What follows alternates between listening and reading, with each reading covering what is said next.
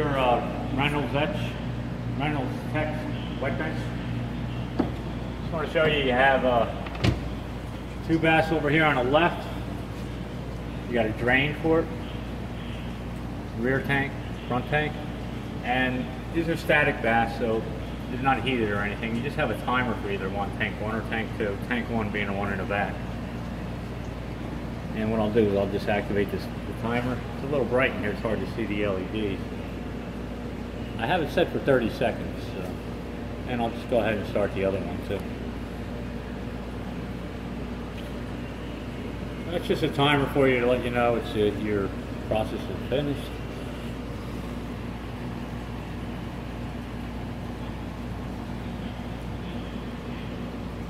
Can you see that? And to shut it off, you just hit the button. Now to program these timers, there's a few of these timers here, so I'll just explain the one, and it's the same for all the other ones.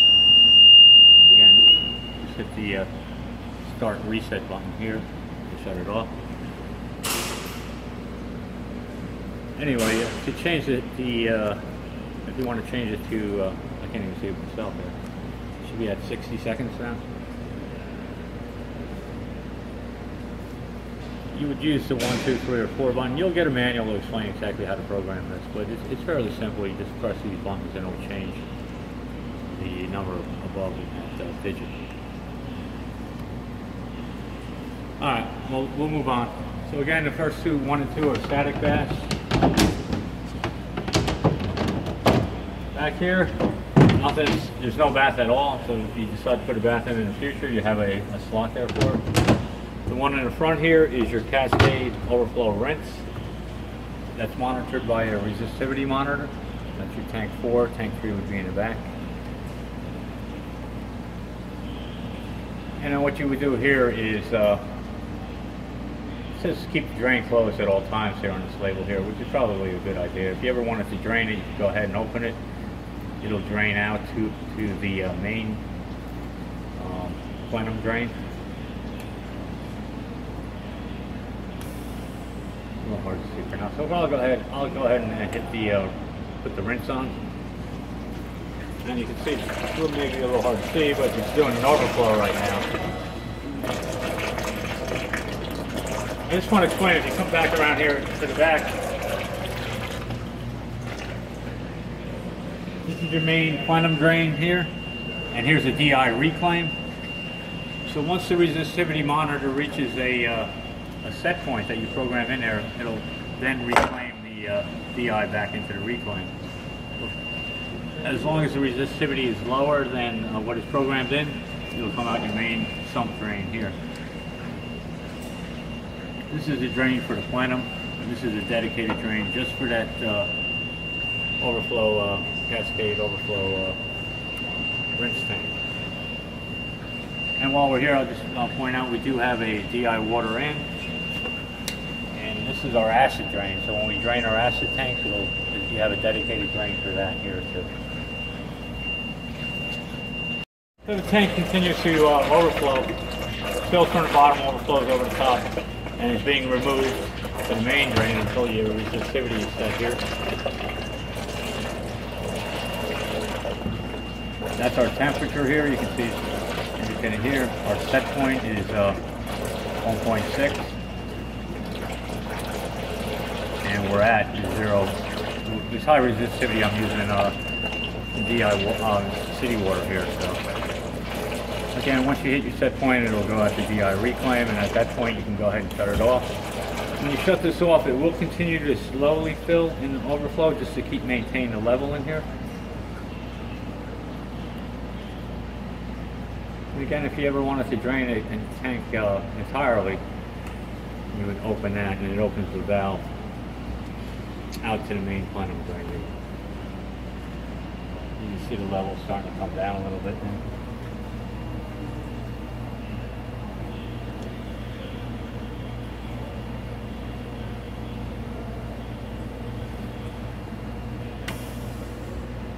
So I'll keep that drain closed, keep this to the off. We have a slow flow to maintain the level in your QDR or your cascade overflows.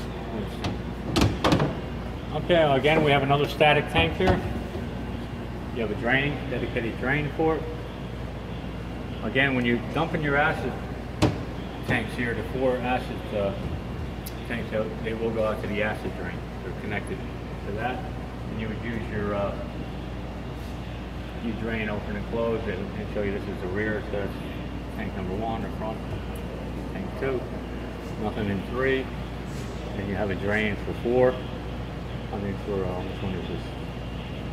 It's not labeled. Oh, and it's 6. And then 5 would be the one in the back. Again, just a static tank with its own timer would be right here. And just show you that the timer will start. You can see it's counting down. If you ever want to stop it, just hit reset again.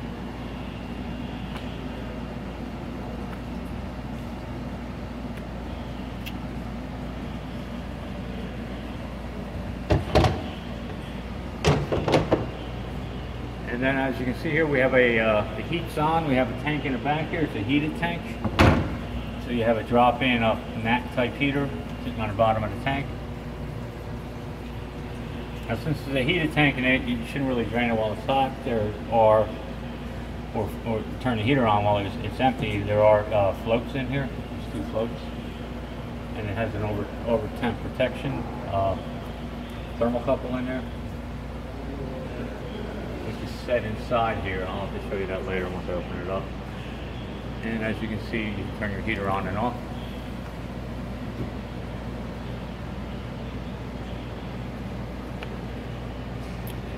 And while we're up here, we have a timer for tank 5 too, the same as the other ones. Just by hitting start, see it starts to count down. We'll count up. You can stop it at any time. It's fairly straightforward heated temperature bath.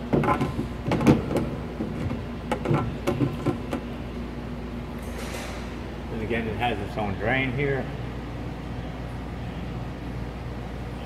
And then finally we have this your main power on. If you ever have an emergency office here, turn the power back on.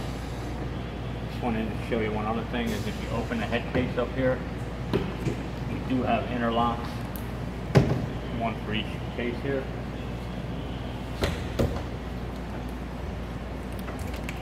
So we have our 2 interlocks, so once those interlocks are opened up, it'll power off the system. You can always pull these out to defeat it if you have any work to do. And we can go ahead and hit the power on, get the power turned on. If you ever have an overtemp error for that heated bath, tank number 5, the one in the back on here, the heated tank, you have a reset right here that you can press. And while we're up here, I just want to show you our CDA or clean dry air regulator is here. It's set at 80 psi, and then we have a nitrogen that's dedicated basically for your nitrogen blow up gun. It's set to 60 psi. While we're showing that off, you can hook up nitrogen to that. Here's your water gun. You're going to rinse off the top of the wood rinse it off. And then there's a couple of valves up here that's used for your reclaim and your rinse tank there. I'll go ahead and close that up. Go ahead and we'll have to hit start again, main power.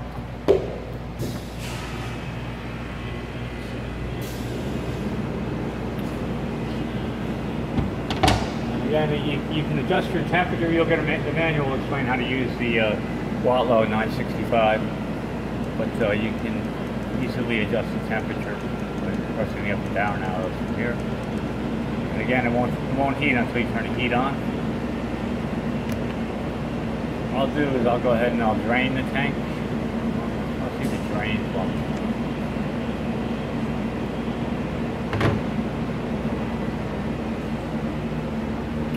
While we're at that, I'm going to just go ahead and drain the front tank here. Go ahead and drain all the tanks.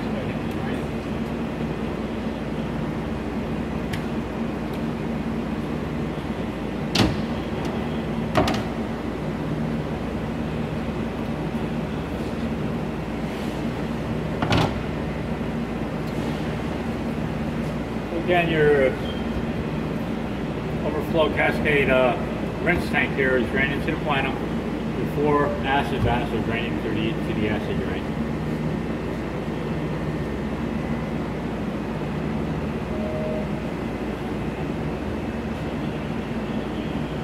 We'll come back later and we'll see that they are truly drained. Just to point out again, we have our acid drain over here on the right. And while we're here too, I just want to explain, this is your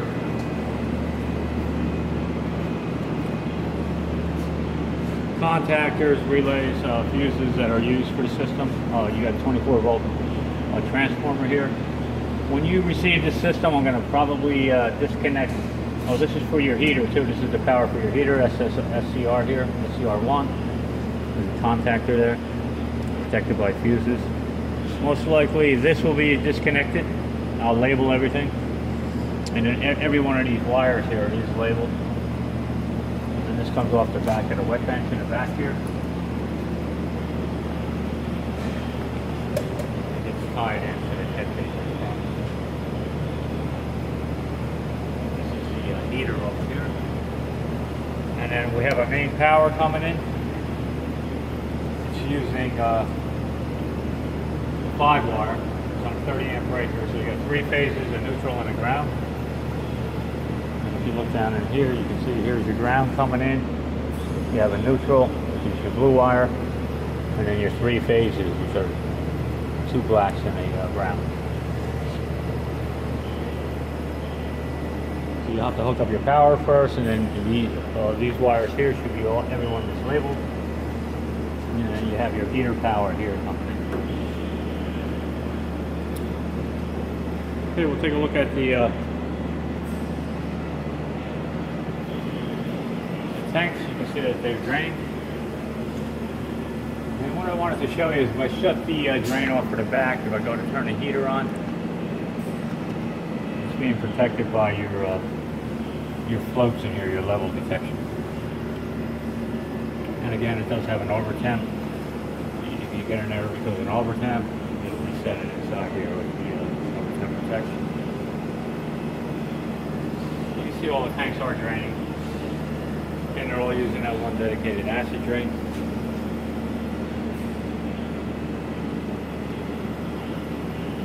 I guess the only other thing to show you is the resistivity is working here. It's a little wet now still, so what I'll do is I'll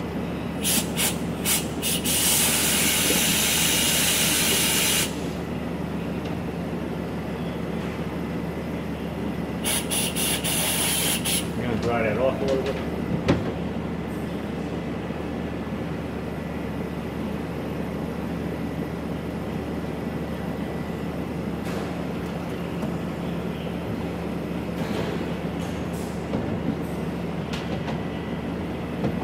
It'll go into error if it's too high. Just want to show you that it will read a little bit higher. 0.17. What I'm doing is just blowing air across the sensor.